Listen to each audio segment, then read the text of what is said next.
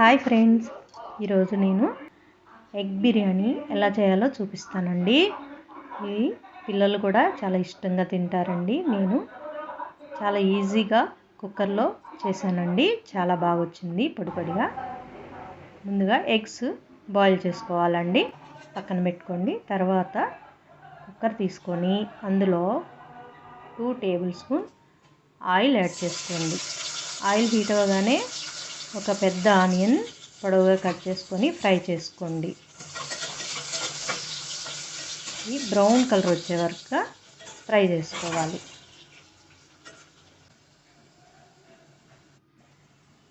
చూడండి, కలర్ వచ్చినాయి కదా, బ్రౌన్ కలర్. ఇప్పుడు ప్లేట్లోకి తీసేసుకోండి, పక్కన పెట్టుకోండి.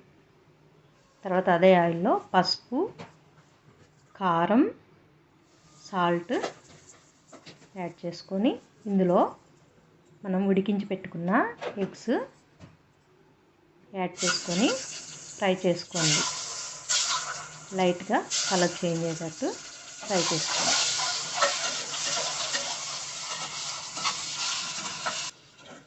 ఇప్పుడు వీటిని ప్లేట్లోకి తీసుకొని పక్కన పెట్టుకోండి.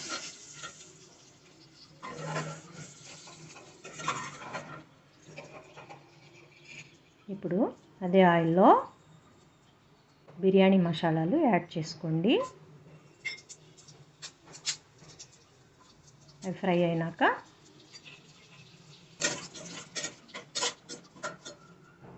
ఒక ఉల్లిపాయ కూడా ముక్కలు చేసి యాడ్ చేసుకోండి. పచ్చిమిర్చి కూడా 3-4 యాడ్ చేసుకోండి. తర్వాత ఈ ఫ్రై అయినాక టమోటా కూడా చిన్న చిన్న పీసెస్తో కట్ చేసుకొని యాడ్ చేసుకొని సాఫ్ట్గా అయ్యే వరకు ఫ్రై చేసుకోవాలి.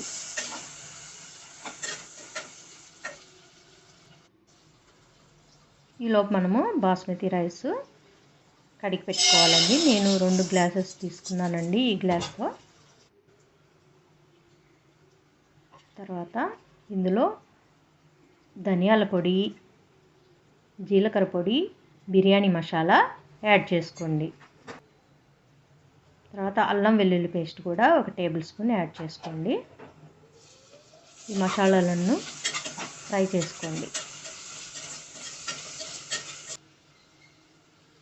తర్వాత ఇందులో పుదీనా, కొత్తిమీర యాడ్ చేసుకోండి.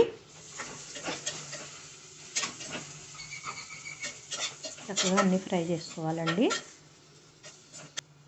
ఇప్పుడు ఇందులో 1 స్పూన్ పసుపు, 1 టేబుల్ స్పూన్ కారం, తర్వాత మనం ఫ్రై చేసుకొని పెట్టుకున్నాం కదా ఆనియన్స్, అవి కూడా యాడ్ చేసుకోండి. తర్వాత మనము ఇందులో రైస్ యాడ్ చేసుకోవాలి.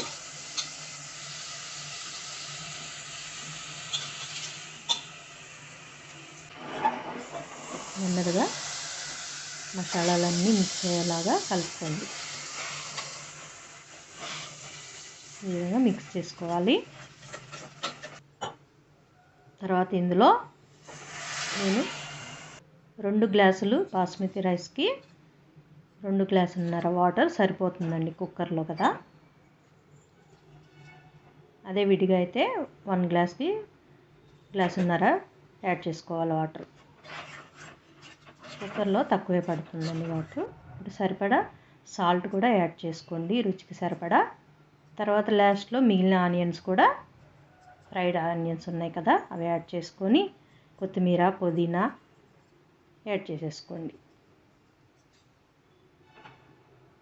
తర్వాత ఇందులో ఎగ్స్ కూడా లైన్గా యాడ్ చేసుకోండి.